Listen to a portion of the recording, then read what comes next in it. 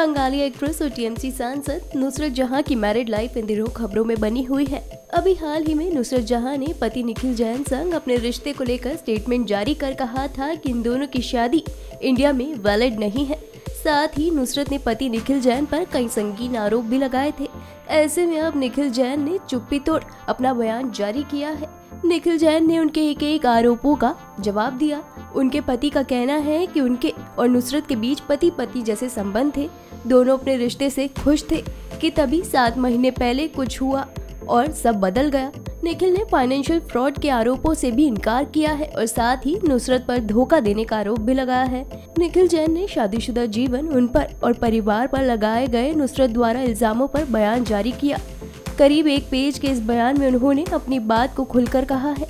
निखिल ने कहा, प्यार की वजह से मैंने नुसरत को शादी के लिए प्रपोज किया था। हमने साल 2019 जून महीने में टर्की में शादी कर ली थी। उसके बाद कोलकाता लौटकर रिसेप्शन दिया था।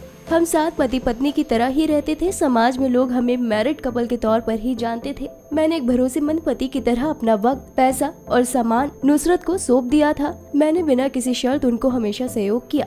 हालांकि शादी के कुछ ही समय बाद उनके बर्ताव में मेरे और शादीशुदा जीवन के प्रति बदलाव आने शुरू हो गए। अगस्त 2020 में मेरी पत्नी नुसरत ने एक फिल्म की शूटिंग शुरू की। उसके बाद उनका रवैया बदलना शुरू हो गया। इसकी वजह क्या थी ये तो नुसरत को ही बेहतर तरीके से पता होगी। पति पत्नी की तरह रहते हुए मैंने कई मौकों पर नुसरत से गुजारिश की कि शादी को रजिस्टर करा लिया जाए, पर वो हमेशा मेरी बात नजरअंदाज करती रही।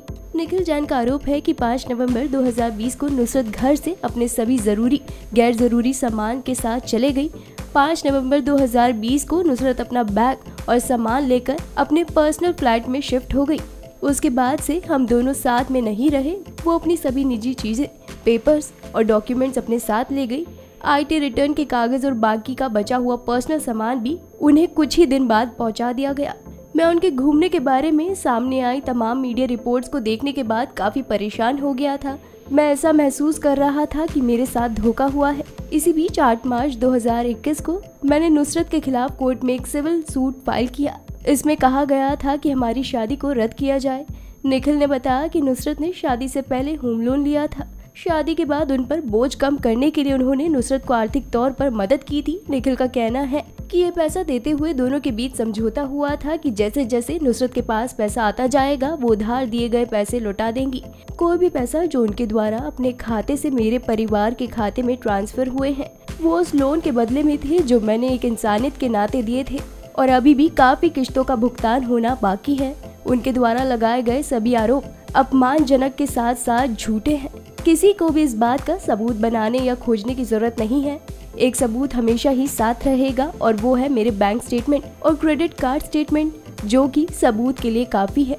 मेरे परिवार ने उन्हें जो कुछ भी दिया खुले हाथों से और उन्हें खुद की बेटी मानकर दिया, ये ना जानते हुए कि उन्हें ये दिन देखना पड़ेगा। हमारी आज की इस रिपोर्ट में बस इतना ही। मैं इशिका जैन, पंजाब केसरी, दिल्ली से। अगर आप हमारी ये वीडियो फेसबुक पर देख रहे हैं तो हमारे फेसबुक पेज को लाइक कीजिए और अगर आप हमारी ये वीडियो यूट्यूब पर देख रहे हैं तो हमारे यूट्यूब चैनल को सब्सक्राइब करना मत भूलिएगा।